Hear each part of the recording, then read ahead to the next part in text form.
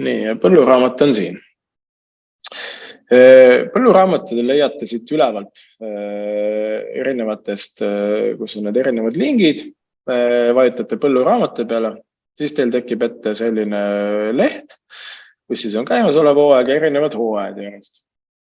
Ja siin te saate vaadata, kui leiate üles oma, vajutate lahti, te leiate üles kuskil, teil on siin üksikud need, leiate üles oma põllu, kuhu te tahate asju märkida ja siis valite põllu. Siis tekib teile selline nimekiri, kui te olete lisanud, kui midagi lisanud ei ole, siis siin all on lihtsalt tühjus. Peale seda teil on võimalik valida lisada kirja. Siin tegelikult on ka näha, millal on olnud jaam aktiivne. Kui on jooksev hooaeg, siis on need jaam on aktiivne alates sellest ajast ja siis see lõppkohta pole. See konkreetne, mis mul valitud oli see, mis on eelmisel hooajal aktiivne olnud. Ehk et teil tekib võimekus lisada sinna infot sellesse ajavahemikku, kui on jaam töötanud või siis kui ta jooksvalt töötab, siis alates sellest ajast, kui ta on aktiivne olnud. Ja siit saategi valida siis kuupäeva, millal on mingi töö tehtud. Saate valida erinevaid põllutöösid. Näiteks valime väetamine, siis kasutatud aine, kas on mineraalväetis, orgaaniline või leheväetis. Valides mineraalväetist, siis saame siia sisestada paki pealt numbrid, mida te olete kasutanud. Ma teen näitena 30, 7 näiteks. Ja siis panete kogused, mitu kilo hektari peale läks. Ja kui me lisame siia 200 kilo hektari peale, siis ta arvutab automaatselt välja selle puhta elemendi koguse, mis siis on hektari peale läinud või kilogrammi hektari peale. Ja siis see läheb siis põlluraamatusse kirja. Kultuuri ta võtab juba automaatselt selle küljest, mis on jaamale määratud. Ja siis lisaks on ka väga mõistlik kindlasti täita ära ka kasvufaas. Et mis ajal see väetisse tehtud ja mis oli siis sellel kuupäeval kasvufaas, mida on siis hiljem hea analüüsida. Ja sellisel juhul siis vajutame salvesta ja tekib teile see kirja. Näiteks kui valime taimekaitsetöö, siis kasutatud aine puhul tekib teile valik lihtsalt kas herbitsiid, fungitsiid, insektitsiid või tekivad kõik kokku. Või saate kõik korraga lisata, kui te olete sellist teinud ja siis lisainfo alla saab lisada, mida te täpsemalt tegite. Siis lisaks sellele on võimalik lisada lihtsalt ka kasvufaas, ehk et mis tekib sinna graafiku peale. Ja siis veel lõpuks muidugi saagi või hooaja lõpuks saagi koristus. Ehk et mis on see lõplik saak. Ja kui need asjad on kõik sisestatud, saad lisada väetamist ja siin on nüüd see mineraalväetise orgaanilist ja sa saate siit samamoodi leheväetise panna.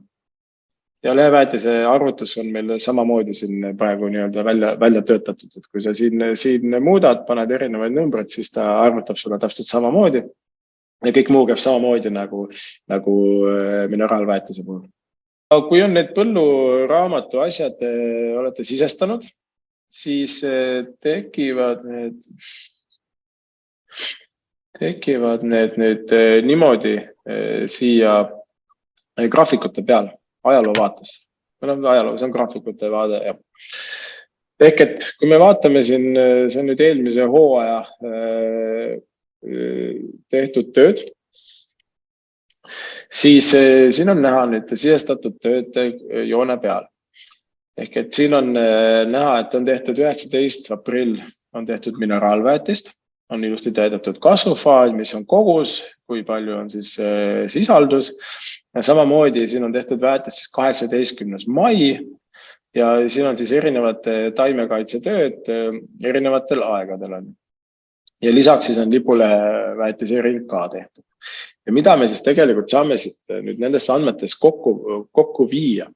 Ehk et on väga hästi näha, et väetist on tehtud siin on ju aprillis ja mai isegi keskel ja eelmine aasta oli meil väga külm kevad.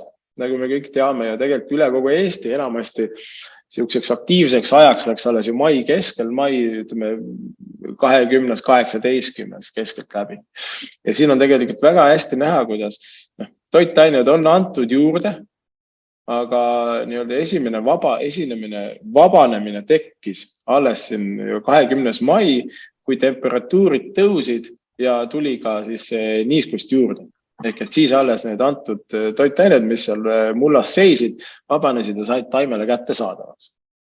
Ja samamoodi, kuna tuli suurem hulk vett kohe järgi peale esimest sutsakat, siis toimus ka kohe teise ringi vabanemine ja siit graafikud, kuna graafikud on risti jooksnud, roheline on siis 8 sentimeetrit ja sinine on siis sügavam, siis tegelikult see suur vesi, mis tuli, uhtus ka toitained sügavamasse kihti edasi.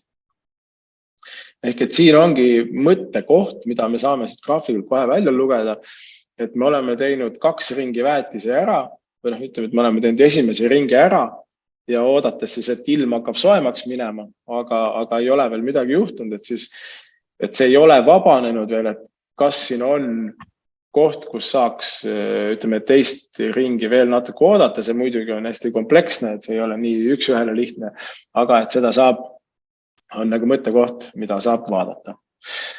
Ja taimekaitsetööd osas, mis siia märgitud on, me näeme, et taimekaitsetööd on tehtud selles vahemikus, kus taimiku või mulla vee tase on olnud optimaalses vahemikus ehk ei ole tehtud siis stressi olukorras. Selle asi, mis me saame nii-öelda analüüsiga kokku viia, et ei ole kahjustatud siis taime, ehk et mis meil on need automaatsed soovitused, et kui mulla vesi on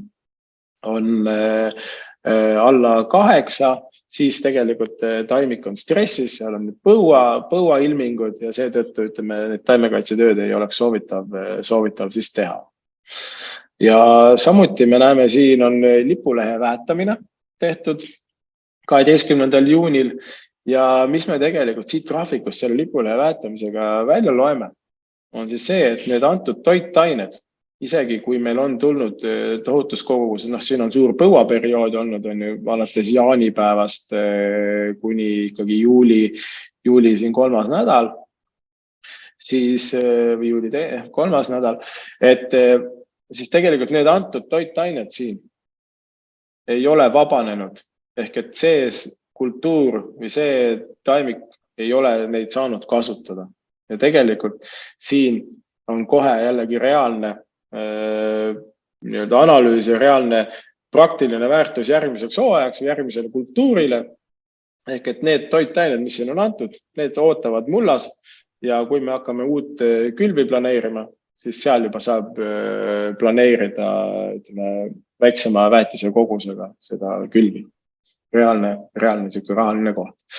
Ja see ongi see ja lõpuosa siis on see, kus me näeme ka siis on ju saagikoristus, on ju 7 tonni saak. Ehk et kogu hooaeg on siin ühes kohas ülevaade, kuidas need tegevused on mõjutanud mulla andmeid ja kuidas üldse kogu saagi moodustumine on käinud ja mis on siis läinud saaki ja mis siis võib-olla ei ole jõudnud veel saaki. Et see on siis põlluraamatu osa.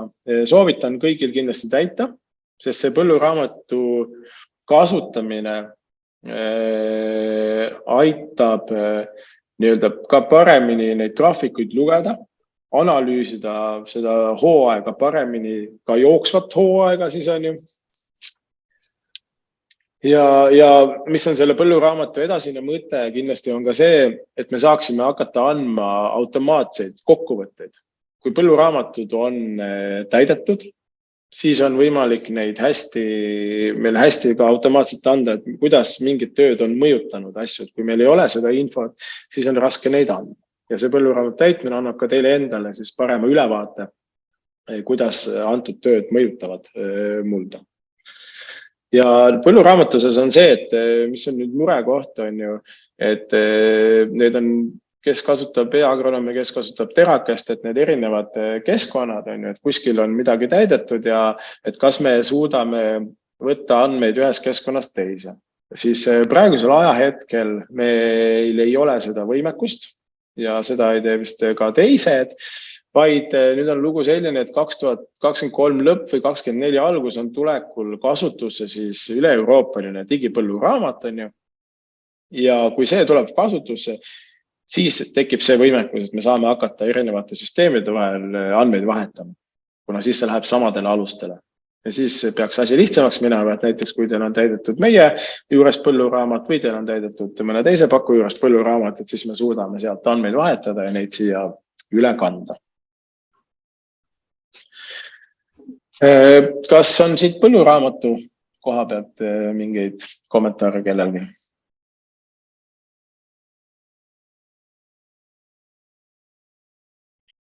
Ja kui teil on varasematel aastatel olnud jaamad maas, siis teile tekib tegelikult ajalukku. Tekib teile, kui te vajutate peale, tekib teile siuke leht. See on ajaluu, kus on siis erinevad hooajad. Ja kui teil on näiteks hooaeg 2020-2021 olnud, siis teil tekivad siia need kirjad. Ja te saate siia vajutada peale, kui te tahate vaadata, mis ajaloos juhtunud on, saate vaadata graafikut kogu selle ajaloo, kogu selle aasta kohta. Ja tegelikult on võimalik ka täiesti tagantjärgi täita ka põlluraamatut selle ajalooliste aastate kohta, et tekiks parem ülevaade.